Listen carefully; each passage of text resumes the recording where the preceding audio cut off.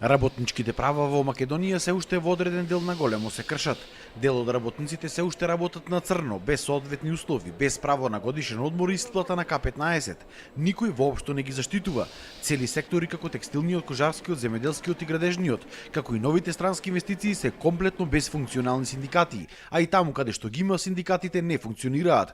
Според експертите, работниците воопшто немаат доверба во синдикатите. За мене е спорно прашањето дали може да има 10 до 15 гранкови синдикати со гранкови лидери, а да не може да се остварат правата на работниците. Ние имаме повеќе синдикални лидери отколку што имаме, да не речем, синдикални членови во недредени средини.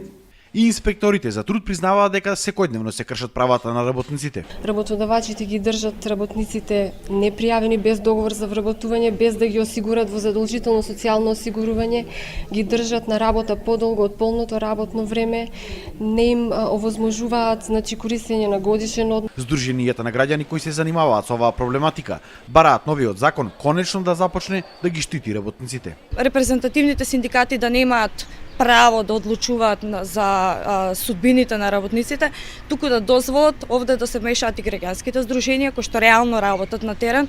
Поради кршењето на работничките права и непочитувањето на законот за здравје и безбедност при работа, имаме се повеќе повреди на работниците на работни места. Минатата година имавме 123 случаи, кои што од тие 123 случаи 33 случаи завршиле мортално и дава аларм дека треба институциите да се вклучат шо повеќе. Поради се поголемиот недостиг на работна сила, експертите препорачуваат дека сега е вистинскиот момент за вистинско синдикално организирање. Пред се, преку колективно договарање, во кој што написмено ќе бидат донесени сите права и обврски кои што ги имаат и тие и работодавачите. Голем дел од раководствата на синдикатите во моментов се приклонети кон политичките партии. За да се возобноват синдикатите и нивната моќ, експертите предлагаат тие да се отворат за млади и некомпромитирани кадри.